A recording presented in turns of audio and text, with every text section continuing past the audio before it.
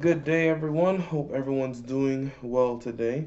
Wanted to start off with an announcement, just letting people know probably won't be posting every week for the time being. I want to make sure that the messages I put out are about quality, not quantity. So if I have something that comes up that I want to share, I'll definitely will do it. But most part, it will just be my actual sermons that I do at church every 4 weeks.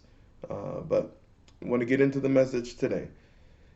Today, I'm going to focus, and today's message will be a little controversial, probably because it's going to go against um, your current paradigm of thinking of what a certain word means. Today, I'm going to focus on the myth of the word Gentile. You probably have an idea in your mind what Gentile means. You might think that it means non Jew, because that's what we've been taught. We've been taught that the word Gentile is any person that's a non Hebrew, rather that's part of the ethnic group or part of the religion that the Hebrews followed at that time. But it's per the scripture, that's not what the word means. We've turned it into that, and some of the translators have turned it into that, but there's no factual thing to show that the word Gentile means someone that's a non Jew. So let's get into it. So it always focuses, the word Gentile is never used as for a singular person, it's always used as a group of people. So that would be strike one, that the word Gentile does not mean non Jew, because we would have a non-Jew called that, but it's always used as a group of people. It's never saying, "Hey, this person, this one singular person, is a Gentile." It's always talked about as a group of people. If the word Gentile means someone that was not part of the faith or ethnic group, we would have numerous times where it was referred to just as one person, but it's not. Now you could say that, Darren, that doesn't prove anything, and that's fine because one strike in a baseball game doesn't prove anything. Just proves that you swung and missed, so you weren't struck out. It's not an out or anything like that. But I will show you with scripture that the word Gentile does not mean what we think it means, or rather, what we have been told that it means, because a lot of us don't have an original thought. It's been a thought that's been imposed by someone else. But the fact remains that we see the word Gentile hundreds of times in the Old Testament and the New Testament. So we have to address what it means. I can't just tell you it doesn't mean that without actually addressing when the word comes up. So in the Old Testament, because the Bible is not written in English originally. The Old Testament was written in Hebrew, New Testament was written in Greek. So we're going to focus on the Old Testament first. In the Old Testament, the Hebrew word that is used in place of Gentile is the word goy or goyim, Goy or Goyim. The word means either nation, nations, tribe, tribes, or people. So this word goy means a group of like people. In the Old Testament, the word goy is used 558 times. Now, 374 times, this word is translated to mean nation. 143 times it is used as heathen. 30 times it is actually translated to the word that we see, Gentile. 11 times it is translated as people. And I need you to understand, if you don't know already, that the Hebrew language does not have the problems that our English language does. They have a word for whatever they're trying to say. They don't have, like the word love. We can use that so many different ways. You can love your brother, you can love your friend, you can love your husband or wife. We have interchangeable words. The Hebrews have a word for everything, and each word means something specifically. Um, so the translators put their own spin on which word to use. So that's strike two. In the Old Testament, the word Gentile is only used 30 times, and it's a word that only 5% of the time is translated from goy or goyim to the word Gentile. Let me show you how this is an issue, because we can't act like these words are interchangeable. I'm going to show you how it's a problem to think that, oh, well, the translators were okay because it was an interchangeable word. So I'm going to use where the word goy is used, but instead where they use the word nation or people or tribe. And you'll see, hey, that's not a word they would use there. Because again, think of the word Gentile as what you have been taught. It means non-Jew. I have shown you that the word used in those 30 times is the word goy or going. So let's transpose the word Gentile in other places to show that the word Gentile cannot mean what we think it means. Let's look at Genesis chapter 17, verse 3 through 5. Abram fell face down, and God said to him, "As for me, this is my covenant with you. You will be the father of many Gentiles. No longer will you be called Abram, your name will be Abraham, for I have made you the father of many Gentiles."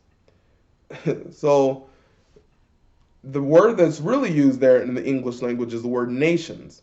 It will be the father of many nations. But the Hebrew word that's used is goy, which is sometimes 5% of the time translated to the word Gentile.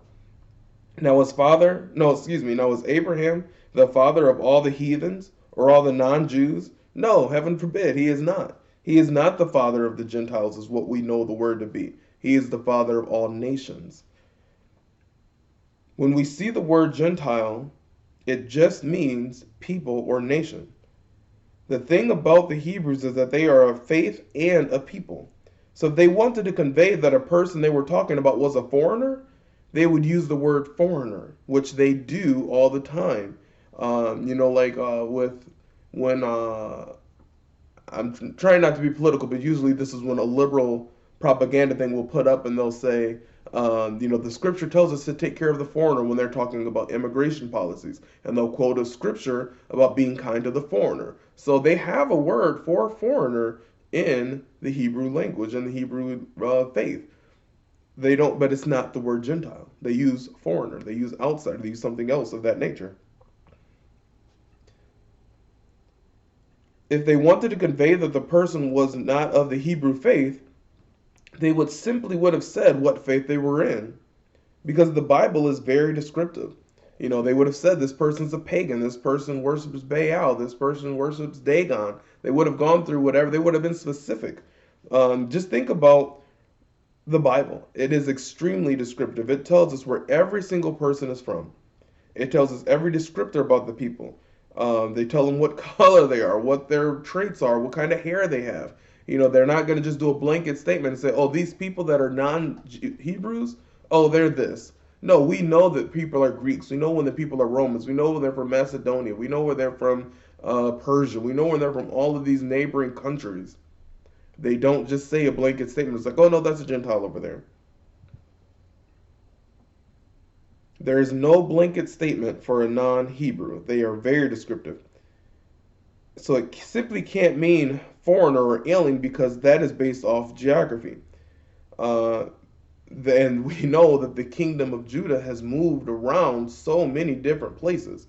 They were in Egypt, they were in Canaan, they were in here, they were there. So they can't say, oh, you're from over here, so that means that you're a Gentile. They don't base their things off of geography. There is no time where the Hebrews would be considered Gentiles if the word meant anything geographical. 2/3 of the 558 times that the word goy or goyim is used, it is correctly translated to nation or peoples. The translators chose to use a different word. Key point is they called the descendants of Noah and of Shem, they use the word goyim. Now, would they be calling the descendants of Noah and Shem Gentiles? Absolutely not. When we see the word Gentile, we read it with judgment. But the word goyim is not a reference for judgment. It just references people. It references a group of people. Now, there is a notation about the status of those people, but that's something we're going to touch on later. So let's look at the New Testament. The New Testament that is written in Greek.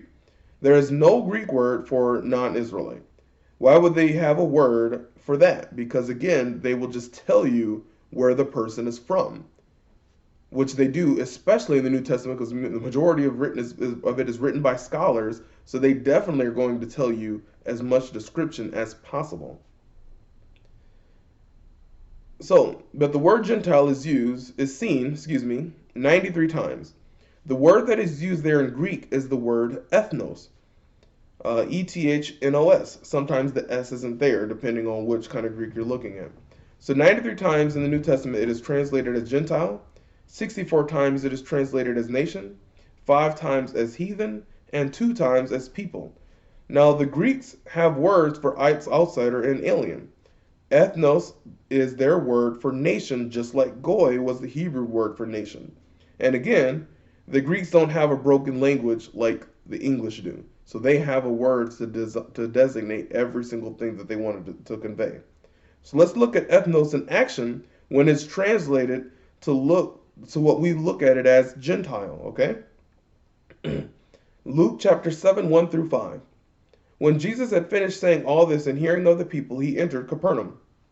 There, a centurion's servant, whom his master valued highly, was sick and about to die.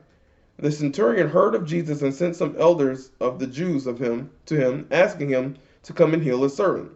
When they came to Jesus, they pleaded earnestly with him.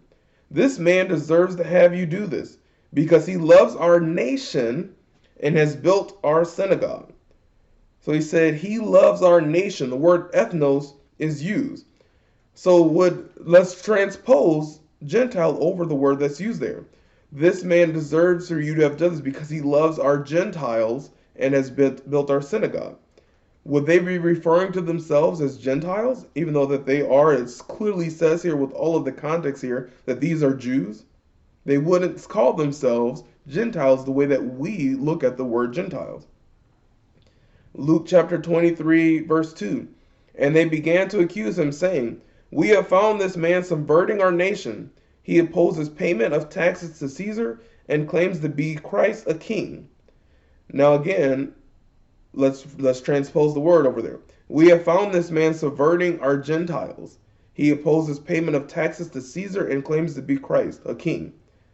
It doesn't work there when we insert Gentile in there. The translators, again, took great liberty in creating this term and putting it in, and then we put a judgment based off of that word. But we can see when we look at the original text, it does not fit, and it is not an interchangeable word. The most important aspect here is these are Jewish leaders and priests in the trial of Jesus that I just read in Luke 23. These are Jewish leaders and priests calling themselves ethnos. Surely they aren't calling themselves Gentiles. John 11:48. If we let him go on like this, everyone will believe in him, and then the Romans will come and take away both our place and our nation. Let's read it again, transposing Gentiles. If we let him go on like this, everyone will believe in him, and then the Romans will come and take away both our place and our Gentiles. Doesn't work, does it? Here's the final kicker here. John chapter 18, verse 35. Am I a Jew? Pilate replied. It was your people and your chief priests who handed you over to me. What is it you have done? When he says the word people, he uses the word ethnos. So Pilate, a non-Jew, calls Jesus a Gentile? Let's look at that again. Am I a Jew? Pilate replied. It was your, Jesus, it was your Gentiles and your chief priests who handed you over to me. Pilate would not be calling Jesus a Gentile, would he? No, he's saying people because that's what the word ethnos means. So that's more than strike three, so you're out. Romans 1, verse 13. I do not want you to be unaware, brothers, that I planned many times to come to you, but have been prevented from doing so until now, in order that I might have a harvest among you, just as I have had a harvest among the other Gentiles. The translator decided to put the word Gentiles here, but he is writing to the church in Rome. He's talking to the Hebrews that are living in Rome. He wouldn't say to the other Gentiles because that would refer to that they're Gentiles. He's talking to Hebrews because all these letters to the church are letters to Hebrews in other countries and other nations following their customs. But there is something about a group of people that are Hebrews that broke away and moved to other countries and started following other customs and religions. They are still Hebrew people, but they practice something else. They don't practice those same Hebrew customs. Now, you could say that they are the Gentiles, but not a non-Hebrew by ethnicity, only by faith. So let's figure out what I'm saying, because there is a quote unquote judgment on the word, because when the negative aspect of Gentile is appropriated, it doesn't mean it's someone that's a non-Jew. It's someone that has broken away. So Paul is writing to people that are broken away from the faith that he wants to come back in. But these are still Hebrew people. And again, Scripture gives us so much evidence that this is to be fact. Jeremiah chapter 11, verse 16 and 17. The Lord called you a thriving olive tree, with fruit beautiful in form. But with the roar of a mighty storm he will set it on fire, and its branches will be broken. The Lord Almighty who planted you has decreed disaster for you, because the house of Israel and the house of Judah have done evil and provoked me to anger by burning incense to Baal. So again, we have the olive tree. And again, he just says that those people in the house of Judah and the house of Israel, those Hebrews, started to follow other customs, so they broke off of the tree. Those are the people that Paul is writing to in these other churches, trying to get those people that broke off and started following other customs to come back in. I'm sure that you've heard about the grafting in. The grafting in is about those Hebrews that broke away and followed different customs. They need to be brought back into the fold. This ties into Romans chapter 11, 17 through 19. If some of the branches have been broken off, and you, through a wild olive shoot, have been grafted in among the others and now sharing the nourishing sap from the olive root, do not boast about those branches. If you do, consider this. You do not support the root, but the root supports you. You will say, branches were broken off so that I could be grafted in. Paul's writing to these Hebrews that left and went to other countries, followed other customs and other gods, and he's saying, hey, the Messiah came, he made it so that we could be grafted back in. So let's come back, let's get back to our traditions and stop following other people's traditions. So that was the message. I want you to check upon what I've said. Don't take my word for it. Take the word for it. And like I said before, I won't have a ton of videos each week unless I have a pressing topic or something that you suggest. But it will most likely be my sermons on here when I preach every 4 weeks. You guys stay safe. Have a great week. Bye.